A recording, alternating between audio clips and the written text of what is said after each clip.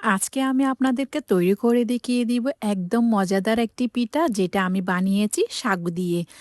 বাইরে হবে একদম ক্রিস্পি আর ভেতরটা হবে নরম সফট। এই পিঠা আমি সাগু দিয়ে তৈরি করেছি। ক্রিস্পি সাগু পিঠা আজকে তৈরি করে দেখিয়ে দিব। আসসালামু আলাইকুম everyone, welcome to Mehnus mom's kitchen.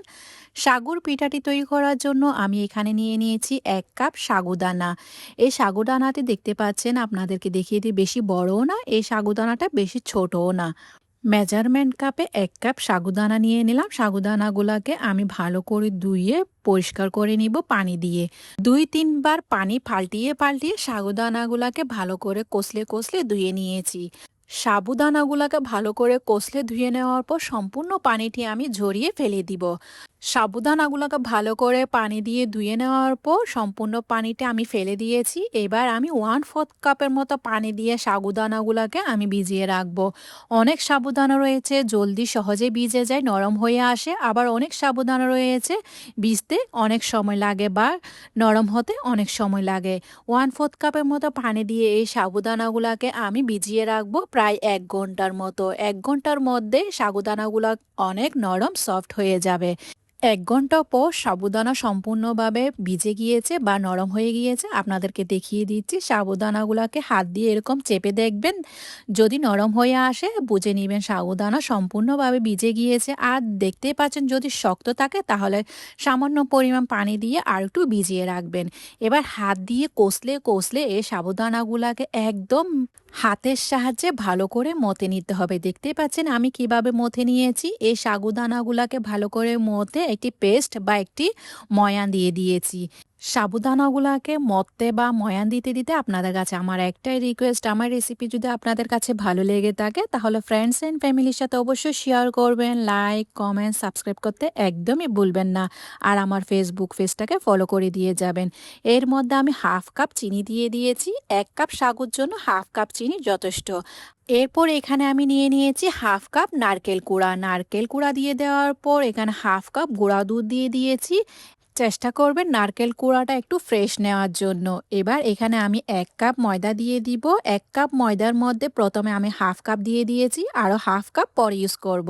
1/2 টি-স্পুন আমি বেকিং পাউডার দিয়ে দিয়েছি, 1/2 টি-স্পুন দিয়ে দিলাম লবণ। লবণটি মিষ্টি খাবারের স্বাদটাই ব্যালেন্স হয়ে আসবে।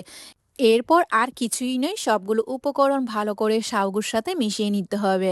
দেখতে পাচ্ছেন সবগুলো উপকরণ হাতের সাহায্যে ভালো করে মথে নেওয়ার পর একদম ভালো করে মথে নিয়েছি। সবগুলো উপকরণ যখন ভালো করে মাখিয়ে নেবেন, মাখিয়ে নেওয়ার পর যখন চিনি থেকে পানি ছড়াবে তখন আরও 1/2 কাপ আমি এর মধ্যে ময়দা দিয়ে দিয়েছি। আমি প্রথমে বলেছিলাম ১ কাপ ময়দা থেকে আমি 1/2 কাপ প্রথমে দিয়ে দিয়েছি, আরও 1/2 কাপ আমি এখন দিয়ে দিচ্ছি। টোটাল আমি এখানে ১ কাপের মতো ময়দা ইউজ করেছি। এবার ময়দাটি দিয়ে দেওয়ার পর ব্যাটারের ঘনত্বটা ঠিক এমনই হতে হবে। এই সাগুর পিঠারের ব্যাটারটা ঠিক এমনই হতে হবে, দেখে নিশ্চয়ই বুঝে নিয়েছেন। তেলে কিভাবে ছাড়বেন আপনাদেরকে দেখিয়ে দিচ্ছি। হাত দিয়ে এভাবে করে শেপটা তেলের মধ্যে দিয়ে দিবেন। চুলায় একটি কড়াইয়ে আমি তেল বসিয়ে দিলাম। তেল যখন হালকা একটু গরম হয়ে আসবে পিঠাগুলাকে আমি এভাবে করে ছাড়বো। হাত দিয়ে পিঠা শেপটা সুন্দর করে দিয়ে দিবেন। সবগুলো পিঠা একসাথে গাদাগাদি করে দিতে যাবেন না, কয়েকটি পিঠা দিবেন। এগুলাকে নামিয়ে আবার কয়েকটি পিঠা এভাবে করে সবগুলো পিঠা তেল থেকে ভেজে উঠিয়ে নিবেন। পিঠাগুলো ভাজার সময় খেয়াল রাখতে হবে চুলার আঁচ কিন্তু একদম লোতে রাখবেন, না হলে ভেতরটা কাঁচা থেকে যাবে। যেহেতু আমরা এখানে সাগু আর ময়দা ইউজ করেছি, তাই পিঠাগুলো ভাজার সময় চুলার আঁচ কিন্তু একদম লোতে রেখে উল্টে পাল্টে গোল্ডেন কালার বা আপনাদের পছন্দ মতো কালারটি যখন চলে আসবে এগুলাকে উঠিয়ে একটি স্ট্রেনারে রেখে দিবেন তেলগুলো সম্পূর্ণ ঝরে যাওয়ার জন্য। একদম ক্রিস্পি হবে এই পিঠাগুলা, যেহেতু আমরা এখানে সাগু ইউজ করেছি। সাগুর পিঠা অনেক ক্রিস্পি থাকে উপরটা আর ভেতরটা থাকে অনেক সফট নরম তুলতুলে। আর যে আমরা নারিকেল ইউজ করেছি, নারিকেলের কারণে এই পিঠা হয় একদম সুস্বাদু। আপনারা তেল থেকে এরকম গোল্ডেন কালার হয়ে যখন আসবে উঠিয়ে স্ট্রেনারে রেখে দিবেন, তেল সম্পূর্ণভাবে ঝরিয়ে নেবেন। এভাবে করে আমি সবগুলা পিঠা তেল থেকে ভেজে উঠিয়ে নিয়েছি। আর এই পিঠাগুলো আপনারা নরমালি রেখে খেতে পারেন ২-৩ দিনের মতো। দেখতেই পাচ্ছেন মাশাআল্লাহ পিঠাগুলো দেখতে যেমন সুন্দর হয়েছে, খেতে হয়েছে অনেক ক্রিস্পি। উপর দিয়ে কিছুটা আমি নারকেল কোড়া দিয়ে পরিবেশন করে নিয়েছি। দেখতে লাগছে না অনেক সুন্দর আর ইয়ামি? অবশ্যই অনেক মজা হয়েছে। আপনারা একবার হলেও আমার রেসিপিটি ট্রাই করবেন। একটি পিঠা আপনাদেরকে আমি ভেঙে দেখিয়ে দিচ্ছি। উপরটা যেমন হয়েছে ক্রিস্পি, ভেতরটা হয়েছে একদম সফট। নারকেলের কারণে এই পিঠাগুলো হয় একদম সুস্বাদু।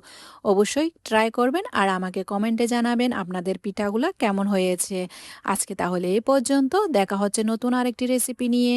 সে পর্যন্ত ভালো থাকবেন, সুস্থ থাকবেন, আমার জন্য দোয়া করবেন।